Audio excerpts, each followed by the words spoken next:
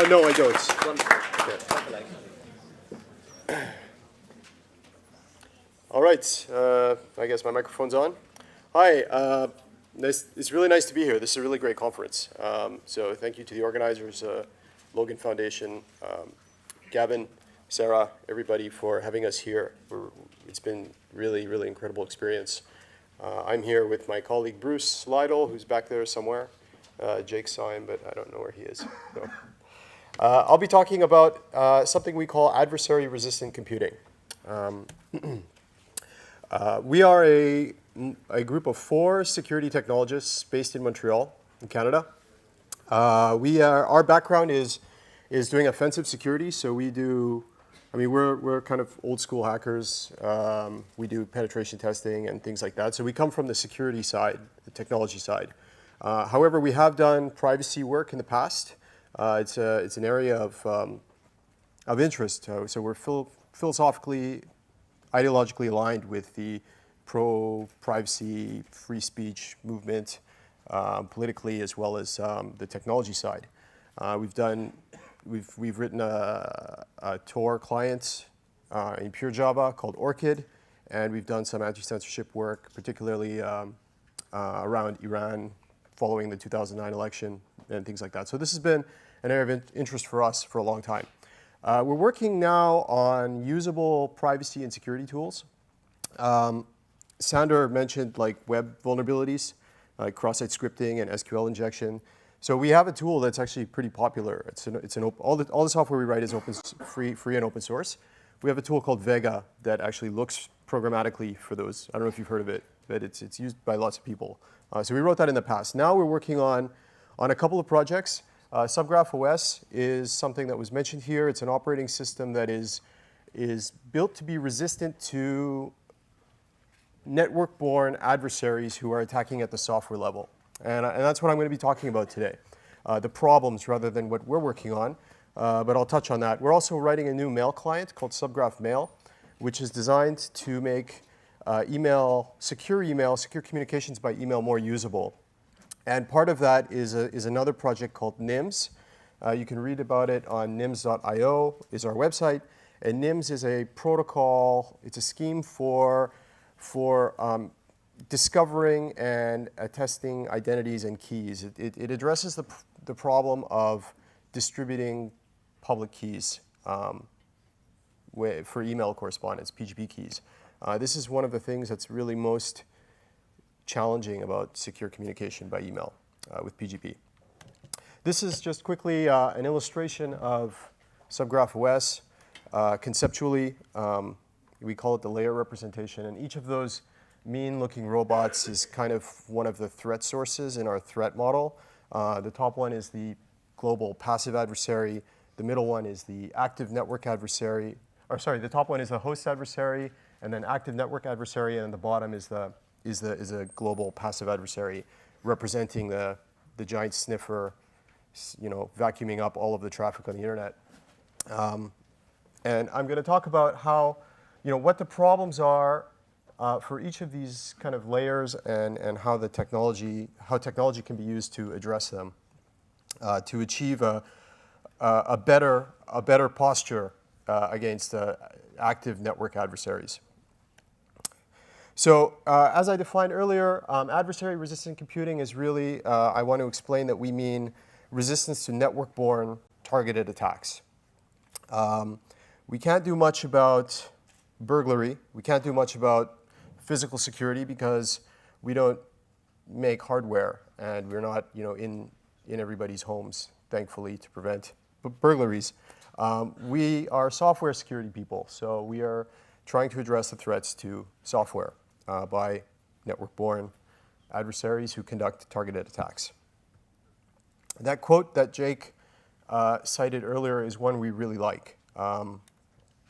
Jake said something like, trying to turn Eve into Mallory and forcing Mallory to become a burglar, I think is what he said. And our job is to make Mallory into the burglar by making the Mallory-style attacks much more difficult. In kind of crypto terminology, Eve is the passive adversary, Mallory is the active adversary, and a burglar is someone who needs to actually physically break into into your house to steal your secrets. So what are targeted attacks? A targeted attack is a network-borne attack that consists of a few elements. It starts with identification and location of the target. So your adversary is out there on the internet. They need to find you in order to attack you. They can do this a couple of ways. They can apply social engineering, which is kind of con artist techniques to extract information about where you may be located. They can use open source intelligence.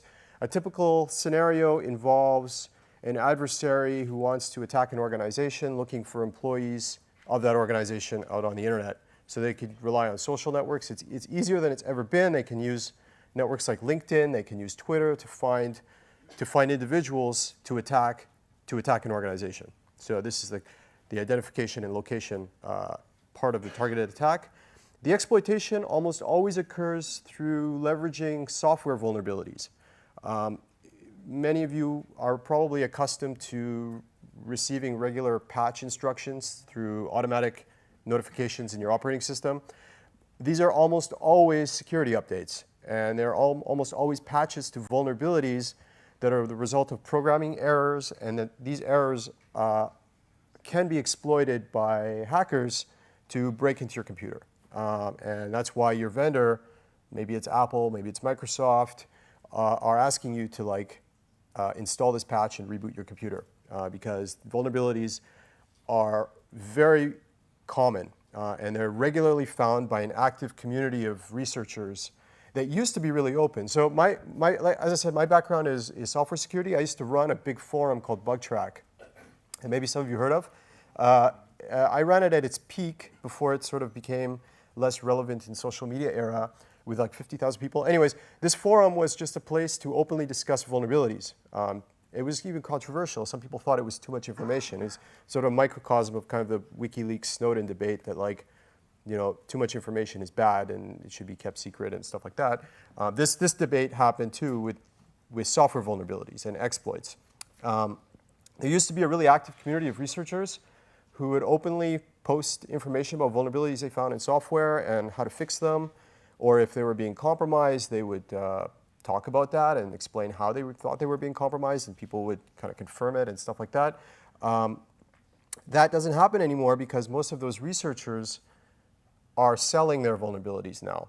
Because vulnerabilities and exploits are used to break into computers, the people doing that research have found that there are buyers for this stuff, and they are not disclosing it publicly anymore, and that's one reason why BugTrack is not a popular forum anymore, because there is just less information about vulnerabilities out there, because there were something. Once the vulnerability is exploited, that exploitation is used as a mechanism to implant something called a RAT.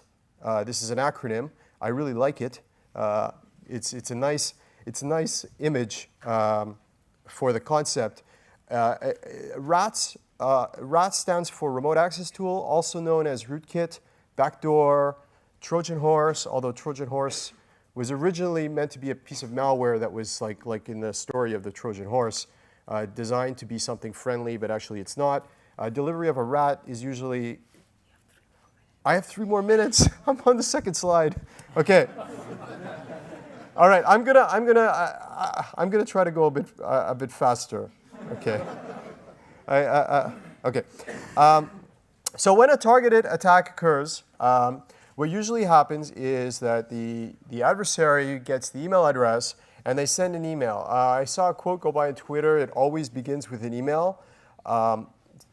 It's not always an email, but it mostly is. Sometimes the adversary will hack a website that they know the target visits. This is called a watering hole attack. You think of a watering hole where people gather or animals gather. The email will have, if it's an email, it will usually have some social engineering element to make it look more plausible to the victim. So if the victim is part of an organization and they're in the accounting department, they may get like a budget document email that pretends to be like a payroll spreadsheet or a budget spreadsheet or something like that. Something that would entice the user to actually open it. Once the user opens it, the exploitation occurs. It's most often an exploit.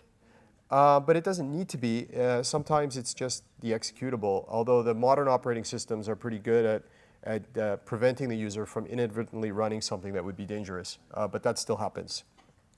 So once the remote access tool is installed, the adversary can then exfiltrate data. They can rely on the remote access tool to perform long-term surveillance for the purpose of tracking, monitoring the target's activities, their location, their movement. These remote access tools are meant to live there for a long time and provide persistent long-term remote access to the adversary at their will. When the remote access tool, when the targeted attack is targeting an organization, the remote access tool will serve as a beachhead into the organization through which the adversary can extract credentials, SSH keys, encryption keys, passwords for other systems that the target has access to laterally move and extend their breach through the organization. They call this is also known as pivoting in penetration speak lingo. Some rats have been in the news. This is a headline from Ars Technica, which is obscured by this little video box here. Year of the Rat, describing alleged Chinese malware. This is my time check. What are we going to do? How many slides do you have? Not that many more. I'll go through these super quickly. No, so like 3 minutes, really? Sure. Yeah, 3 minutes. Other people are waiting. Trying to protect you guys. Yeah. Ethiopian journalists here. I mean, journalists are an important user, potentially at risk to targeted attacks, and we see this in the news. Another one, WikiLeaks, Julian Assange has been talking a lot about malware and weaponized malware for good reason. And I believe in his recent spy files there's some information about weaponized malware being used specifically to target journalists. The EFF talks about malware targeting journalists, specifically a case involving Vietnamese bloggers who were targeted by what is alleged to be malware of state-sponsored origin, and more. So I'm running out of time. So who has the capability to launch these attacks? It's mostly nation states, because nation states have the vast resources to stockpile exploits and acquire them. They're expensive to develop custom malware. However, it need not be nation states. There are companies out there, really sketchy companies, that are selling customized malware, selling exploits. It's a gray market, and it's very easy for an adversary to hide who they are. So if you're somebody facing an adversary, if you're a journalist, if you're an activist, you're up against any potential adversary with the resources to go out and buy this malware, it's not out of the question that they will do this. It's a high risk for the potential targets, including journalists, which puts their sources at risk. Some of these companies selling this stuff have said that only good governments, such as NATO governments and NATO partners, only. But when the EFF investigated what it means to be a NATO partner, they found that this included freedom-loving countries like Belarus and Azerbaijan. So who knows who's actually buying it? What are the countermeasures? You can try to not open email, but that's not very practical advice. But honestly, that's good advice. You have to be really careful about opening attachments in particular. Keeping vulnerabilities patched, that doesn't prevent exploitation of zero-day vulnerabilities, which happens in high-value targets, high-value targeted attacks. Antivirus actually scares me because vulnerabilities are being discovered in the antivirus systems themselves, and these are running at the lowest system level, hooked into all the basic I/O functions. And anyways, they use signature-based detection, which is not effective against custom malware for which they do not have signatures because of the low infection footprint. We need to do better than this as security technologists. This is a very sad slide, actually. Do you have a solution? Yes. Give it us now. Kind of, yes. Finally, we get a solution. What we need to do is we can't eliminate these attacks, but we can make them more expensive. in terms of effort, in terms of money, which makes them more, we need to make them more expensive to deploy. And here are a couple of steps. These are not all. These are a few of them. We as security technologists, these are the ones that we can help with. We need to make it harder for the target to be identified and located. Tor helps with that. We need to make it more expensive and less reliably, we need to make it less easy to exploit vulnerabilities reliably. There are techniques to do this for many classes of vulnerabilities. If any of you are familiar with GR security or PAX, it's a set of Linux kernel patches that increase the kind of randomness and the constraints of certain processes in an operating system, Linux only, unfortunately. Although a comparable thing exists for Microsoft, I don't recommend closed source solutions. So I only deal with open source and free software. We need to make systems hardened. We need to do things like reproducible builds. And you can just read the slide because I need to move forward. The important point is that effective countermeasures exist, and it's up to us as security technologists to tie them all together into something. This is just more detail on the technical detail of these countermeasures, which I don't have time to read it. One I would like to mention also is that certain key applications probably need to be replaced altogether for reasons beyond their insecurity, their general insecurity as software due to their being written in C or C++. For example, email client. Doing secure email is really difficult. So that's why we at Subgraph are writing something called Subgraph Mail. So that's it. We are here. We are really happy to be here. We think that this conference is a really brilliant idea to bring together technologists and journalists and people in between to serve as a bridge. We want to hear from you. We want to talk to you about kind of pain points, frustrations with existing tools, and what your needs are. So feel free to find us or contact us by email or Twitter or whatever. My PGP key is on my fingerprint is on my Twitter, so you can go and get it there if you want to communicate securely. So thank you. Thank you.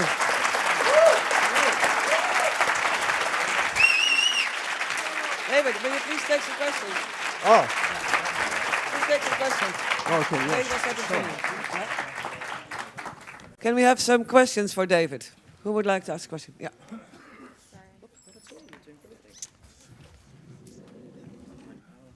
I want to, I sometimes put this out as a joke, but I want to put forward an idea which I think is in line with what you're saying, but kind of radically in the extreme. I guess I'll call it extreme transparency. Right now, one of the problems for journalists of course, is that there's a lot of data being collected, and it's a massive amount and hard to sort through, but if you're trying to target someone, it seems possible. What if we were to sell the public on the idea, the woman from ex-MI5 person made it a point that we could potentially even track someone walking around. Why not say to the government, should track everything and make it available all the time?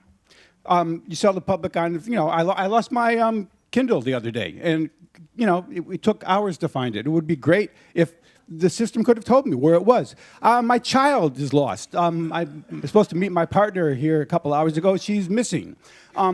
Sell it on that basis. That forces at least the argument to the public about what's going on, and the reality of the situation is no one can manage that much data, period. So it's another way of increasing the expense and kind of putting the enemy on the defensive. I know it sounds absurd, it probably is, but what they're doing is absurd. It's an idea. I think we need to consider thought experiments like that, although we need to be very careful because once we go down that path, there's no turning back. And as you talked about knowing where everything is and everyone is, I immediately thought of our past in World War II when bad people wanted to track certain groups of people. And that is something that really scares me, and that's why I do what I do. So I think that conceptually it's an interesting thought experiment, and we can draw useful ideas from this for practice, but that's definitely not the world I want, I think, personally. Second question. Yes. Oh, you said there were vulnerabilities in email because of the languages used. What languages would you recommend for secure coding? That's a great question. I didn't have time to talk about that. So, languages such as C and C++ are very low level, and they allow you as a programmer to shoot yourself in the foot very easily. You can do something like, for example, when dealing with memory, it's very easy to make a mistake that allows for an adversary to inject their own code into the process and run whatever they want. This is how many exploits work. And this is just one group of problems that can happen in software due to bugs. When you use a programming language that runs in a managed runtime, Java Virtual Machine, now Java has a bad reputation, so any application runtime or virtual machine runtime for a computer language where memory is managed, bounds are, buffer overruns are not, critical failures, critical security failures.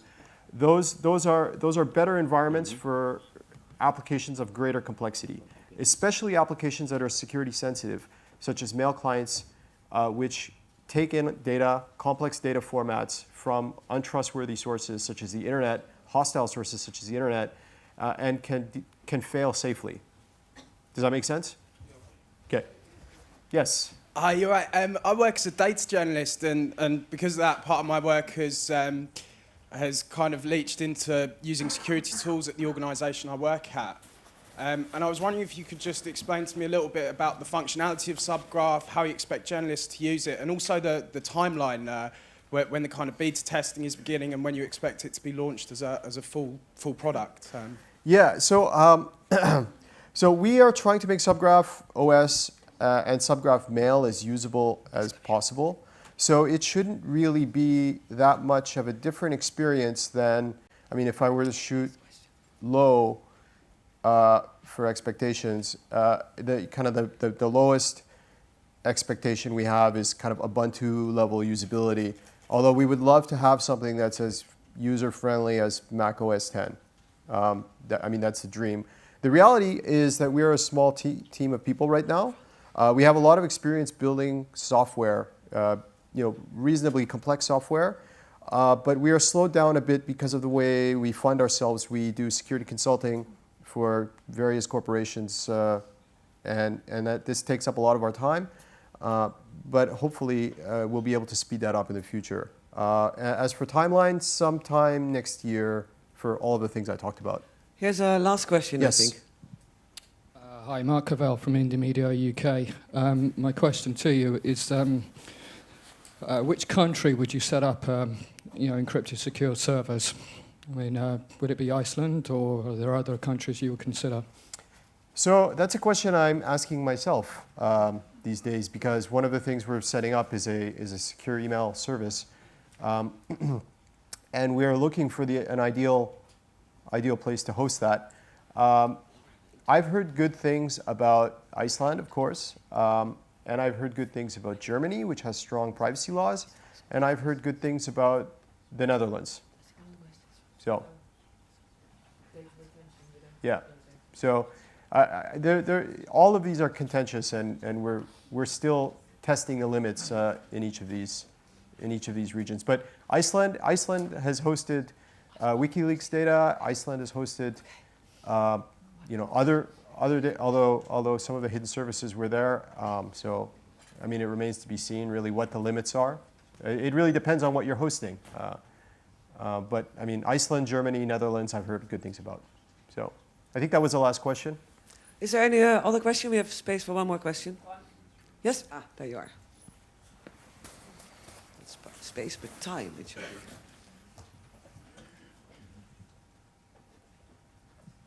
Have you considered crowdsourcing Kickstarter campaign, not because you want the money and the time, but because it will create awareness?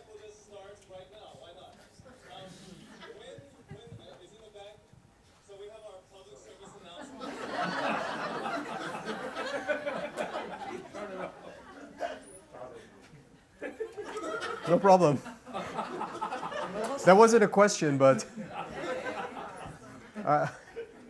didn't hear you. Okay, so have we considered crowdsourcing? Yeah, we have. Not for the money, for the visibility. Not for the money that it would freeze your time, but for the user visibility and for the awareness that it will create. Because that would be a campaign that will shoot in Kickstarter and will be picked by the press and it will create more awareness. Yeah, it's something, of course, we've considered. We've seen some very successful projects bootstrap themselves very quickly and get a lot of attention. Maybe it's something we'll do. You know, I guess we just want to make sure we do it at the right time if we choose to go down that path. You know, it's a sort of, we'll see. But Subgraph is open source, or not? Yeah, everything we do is open Yeah, source. yeah, Yeah. okay. Yeah. Okay, thank you very much, David. Yeah, thanks.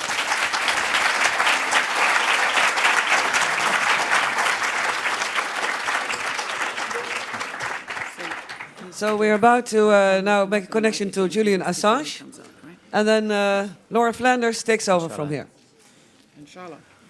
I will already say while we wait, while I get another minute. After the talk with Julian, there will be drinks outside for you. And in the garden room where we had lunch this afternoon, at 7 o'clock there starts a big data poetry performance. It's sound and visuals. It's a beautiful composition that had great reviews. So I hope you will enjoy that at 7. With your